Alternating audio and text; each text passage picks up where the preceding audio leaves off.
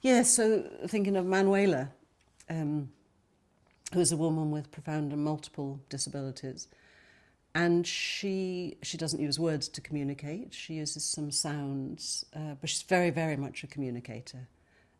That's a lot of clues about what's going on in life from everything around her. And she's come to live in the L'Arche community, where people with and without disabilities share life together. And she'd been in the home a few years, I think, when her mum became ill. And she'd moved into the home anyway because Mummy and Daddy were getting older and were not well. And Mummy died. So there was a lot of thinking about, well, how do we help her to understand? And given her way of experiencing the world, it had to be, she had to go and look. That we knew that was going to be the only way. So some of the people who knew her best went with her to the funeral parlour to see Mummy's body and spend time with Mummy's body. And Manuela is a woman who finds life terribly exciting, and especially new things. So going into a funeral parlour, and here's a big box in the middle of the room, and there's a whole, there's flowers and there's solemnity and people looking worried, and it was just really, really interesting to her. And I think we helped her to stand up, to look at, because obviously she sits in a wheelchair. I didn't say that. She sits in a wheelchair, and from a wheelchair you can't see into the coffin, so she needed to stand up. And she wasn't really very interested. I think she sort of looked away. She wasn't distressed.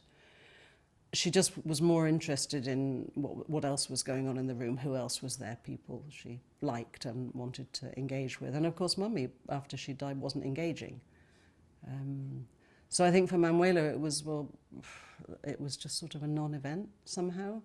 And she just wanted to go out of the room. That was it. She'd had enough. She wanted to go on and do the next thing in her day. And then the family didn't want her to go to the funeral because one of her ways of expressing herself is to be terribly, terribly excited. And they thought, well, she might shout and she might laugh and be excited and generally sort of inappropriate, and that might upset the rest of the family and the friends and so on. So she didn't go, and we'd no idea if she'd understood anything or whether she had any sense of missing Mummy coming to see her or what have you. And then it was about a year later when Daddy died. We did the same thing, went back to the funeral parlour, went to see Daddy's body. And that time there was more of a sense. She was a little bit subdued, she was able to look. We still didn't really know if she'd understood anything. But something, had shifted a little bit. So time goes on, and just in this last month, one of Manuela's housemates, Carol, died, and she died suddenly. And in the intervening time, because in L'Arche our sort of custom is to have a wake the night before and to be able to spend time with the person's body for those who want to, and Manuela had several times, that it had really, really changed. So spending the time just a few weeks ago with Carol, she came into the room, she looked, she saw the coffin, she saw people. Some of those people were weeping.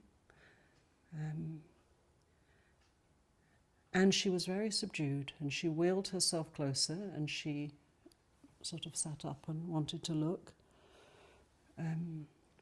And two of us invited her to stand, so she's able to stand with support. So two of us invited her to stand up and look, and did she want to see? And we took off her foot straps and her belt and so on, and invited her to stand, and she was very, very clear, very, very clear that she didn't want to. So did everything up again, and she sat, and she just stayed. And she said, "Ma, ba." It's pretty thoughtful. And she looked again, and then she turned towards the door and wheeled herself out. Something had moved through the repeating of this is what I do. I can see, I can hear, I can feel, I can touch.